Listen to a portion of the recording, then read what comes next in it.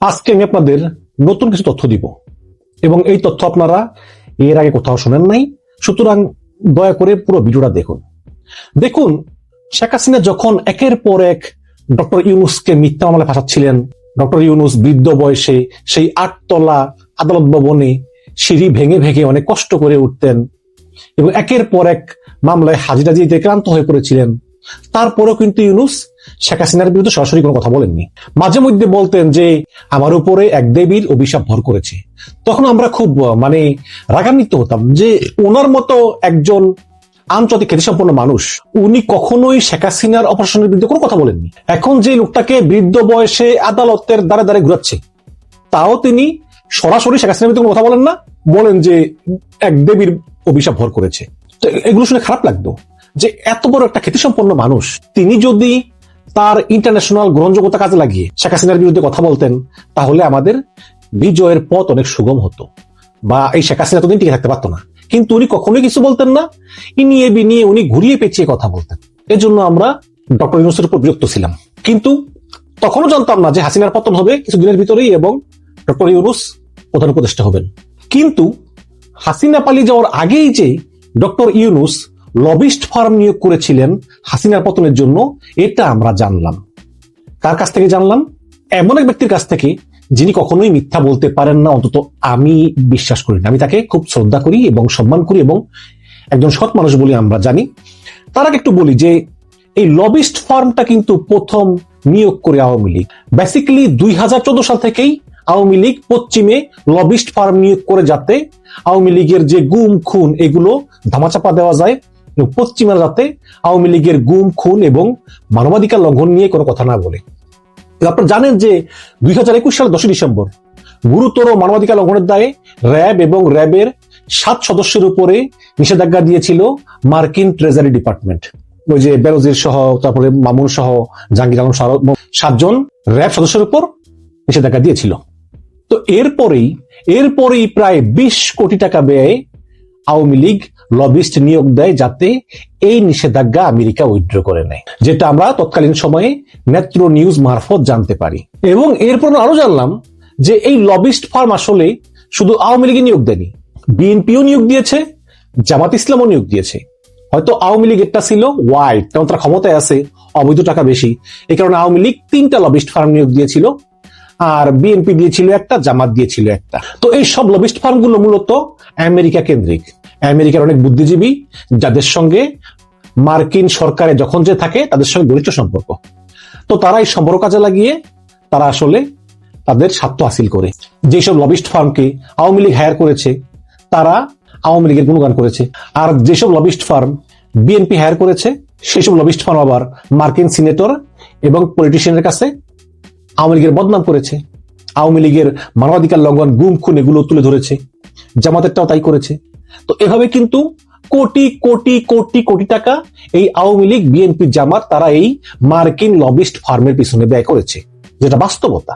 তো আজকে জানতে পারলাম যে শুধু আওয়ামী লীগ, বিএনপি, জামাতই না, লবিস্ট ফার্ম ডক্টর ইউনূসও নিয়োগ করেছিল হাসিনাকে উৎখাত করার জন্য বা হাসিনার পতনের জন্য। এবং এটা আর কেউ বলেন নাই, এটা বলেছে অত্যন্ত সৎ এবং বিশ্বাসযোগ্য লোক, তিনি হচ্ছেন ব্যারিস্টার আবু বকর মোল্লা। প্রশ্ন হচ্ছে যে কে এই ব্যারিস্টার আবু বকর মোল্লা? দেখুন, তিনি হচ্ছেন জামাত ইসলামের ইউরোপের মুখপাত্র। আমি তাকে ব্যক্তিগতভাবে চিনি, অনেকবার কথা হয়েছে, এমনকি 2-1 আমার টক শোতেও এসেছেন। অনেক আগে, 1-2 বছর আগে এসেছেন, রিসেন্টলি আসেননি। তো উনি ব্যক্তিগতভাবে খুব সৎ মানুষ, খুবই গাম্ভীর্যপূর্ণ, এবং ওনার সঙ্গে কথা বললে আপনি বুঝবেন যদি কত ভালো মানুষ।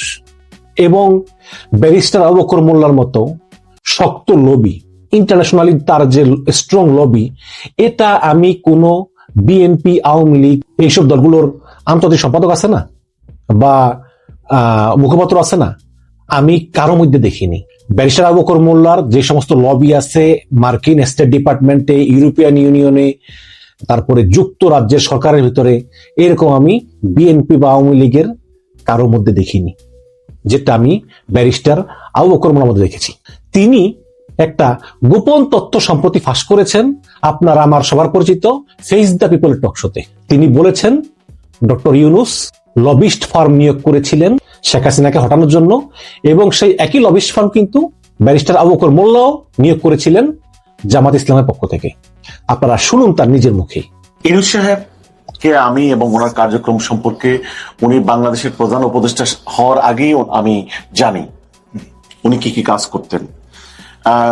ইউনূস সাহেবের কিন্তু এই আন্দোলনে অনেকেই জানেন না, ওনার কিন্তু একটি বড় ভূমিকা ছিল। নট অনলি স্টেটমেন্ট, উনি, আমি অন এয়ারে কথা বলছি, উনি একটি লবিং ফার্ম হায়ার করেছিলেন। ওই লবিং ফার্মের সাথে আমরাও কাজ করতাম, অর্থাৎ ওই লবিং ফার্মকে আমরাও ব্যবহার করেছি। ওনার টাকা খরচ করে, ওনার প্রতিষ্ঠানের টাকা খরচ করে শেখ হাসিনার বিরুদ্ধে এবং বাংলাদেশের গণতন্ত্রের জন্য, জনগণের জন্য উনি টাকা খরচ করে বিদেশের মাটিতে নট অনলি উনি পার্সোনালি কাজ করেছেন, উনি লবিং ফার্ম হায়ার করে কাজ করেছেন। যে কয়েকটা গোষ্ঠী আওয়ামী লীগ সরকারের ফেসিজমের বিরুদ্ধে আন্তর্জাতিক বিশ্বে কাজ করেছে, জামাত এবং ডক্টর ইউনূস হচ্ছে তারা দুইটা স্টেক হোল্ডার্স। যে হাসিনা পতনের ঠিক 1 বছর আগে বেলজিয়ামের রাজধানী ব্রাসেলসে ইউরোপিয়ান হেডকোয়ার্টারে তারা একটা সেমিনারের আয়োজন করেছিলেন, যেখানে প্রধান অতিথি থাকবেন ডক্টর মোহাম্মদ ইউনূস। এবং এই খবর শুনে ইউরোপিয়ান পার্লামেন্টের সকল এমপি, পলিটিশিয়ান, কূটনীতিবিদ তারা সবই এনরোল করলো ওই সেমিনারে অংশগ্রহণ করার জন্য, ডক্টর ইউনূসের বক্তব্য শোনার জন্য। কিন্তু সেই বেলজিয়ামের ব্রাসেলসের যেই বাংলাদেশ হাইকমিশন, তারা শেখ হাসিনার নির্দেশে এই সেমিনার বন্ধ করার জন্য ব্যাপক তৎপরতা চালায় এবং তৎপরতা চালিয়ে তারা ডক্টর ইউনূসের এই সেমিনার বন্ধ করতে সম্মত হয়। ডক্টর ইউনূস সেই সেমিনারে যেতে পারেননি। শুনুন ব্যারিস্টার আবু বকর মোল্লার নিজের মুখেই। হাসিনা সরকারের বিরুদ্ধে ইউরোপিয়ান পার্লামেন্টে আমি ডক্টর ইউনূসের প্রধান অতিথির থাকবেন এই উপলক্ষে একটি প্রোগ্রাম আয়োজন করেছিলাম বিপ্লবের 1 বছর আগে ইউরোপিয়ান পার্লামেন্টে। সেখানে আসন সংখ্যা ছিল সীমিত। যে আমরা বললাম ডক্টর ইউনূস আসবেন, ইউরোপিয়ান পার্লামেন্টের অ্যাবাভ 600 এমপি রয়েছেন, অধিকাংশ এমপি সেখানে পার্টিসিপেট করেছিলেন, এনরোল করেছিলেন যে ডক্টর ইউনূসকে ওনারা লিসেন করতে যাবেন, যে একজন নোবেল লরেট আসছে শেখ হাসিনার বিরুদ্ধে বক্তব্য দিতে।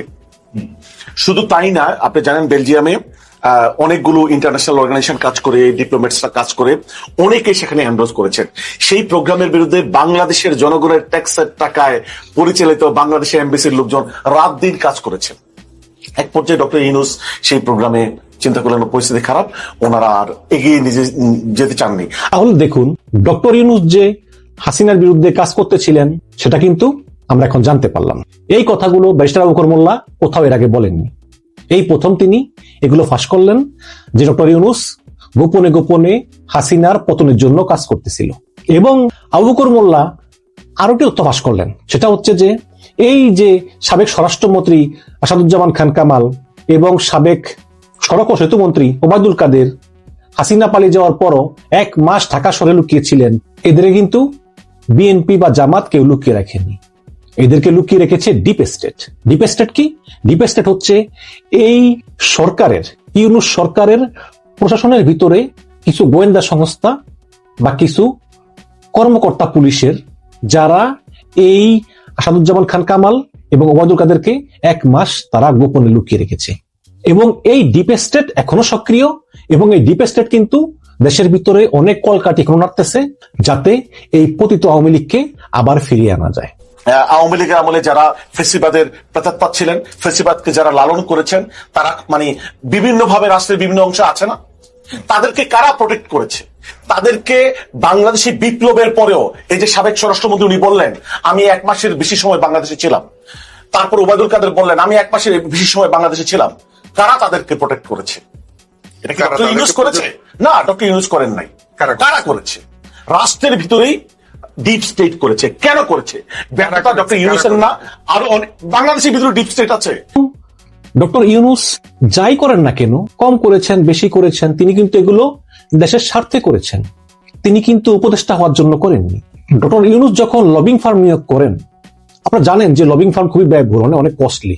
কেউ যখন লবিং ফার্ম নিয়োগ করে তখন তার সঙ্গে সেই লবিং ফার্মের লিখিত চুক্তি হয়। সেই চুক্তির কোথাও লেখা ছিল না যে হাসিনার পতন ঘটলে ডক্টর ইউনূস প্রধান উপদেষ্টা হবেন, ছিল না। কিন্তু লবিং ফার্মের সঙ্গে যে এগ্রিমেন্ট ছিল ইউনূসের, সেটা ব্যারিস্টার আবু বকর মোল্লা নিজে পড়েছেন, কিন্তু তিনি কোথাও দেখেননি যে লেখা হাসিনার পতনের পরে ইউনূস প্রধান উপদেষ্টা হবেন। এমনকি ইউনূসের সেই প্ল্যানও ছিল না। একমাত্র ছাত্রদের অনুরোধে তিনি রাজি হয়েছেন। সুতরাং ডক্টর ইউনূস এই যে কাজগুলো করেছেন, আমি কিন্তু সেখানে টার্মস দেখেছি, তারা কোন টার্মস এর ভিত্তিতে এগ্রিমেন্টটা করেছে। তো বিদেশি লবিং ফার্মরা তো অনেক টাকা চার্জ করে, তো সেখানে রিটেন এগ্রিমেন্ট হয়। সেখানে ব্যাপারটা এমন ছিল না যে আমি বাংলাদেশের প্রধান উপদেষ্টা হতে চাই। ওনাকে জাতির প্রয়োজনে, ক্রাইসিস মোমেন্টে এই ছাত্র জনতা ওনাকে ক্ষমতায় বসিয়েছে। ওনাকে আমি যতটুকু বুঝি এবং চিনি, উনি দীর্ঘদিন ক্ষমতা থাকার স্বপ্ন নিয়ে আসেন নাই। ডক্টর ইউনূসের অবস্থান অনেক উপরে, তিনি ক্ষমতায় থাকতে আসেন নাই, তিনি চলে যাবেন। শুধু ধৈর্য ধরেন, এই দেশটাকে শান্তিতে থাকতে দিন, তাকে সহযোগিতা করুন। এই নির্বাচনটা যাতে তিনি সুষ্ঠুভাবে করতে পারেন, এর জন্য আসুন তাকে আমরা সবাই সহযোগিতা করি এবং এবং নির্বাচনের পরে নির্বাচিত সরকারের হাতে যাতে তিনি ক্ষমতা হ্যান্ড ওভার করে সসম্মানে বিদায় নিতে পারেন, আসুন আমরা সেই ব্যবস্থা করি এবং ডক্টর ইউনূসকে সমর্থন করি।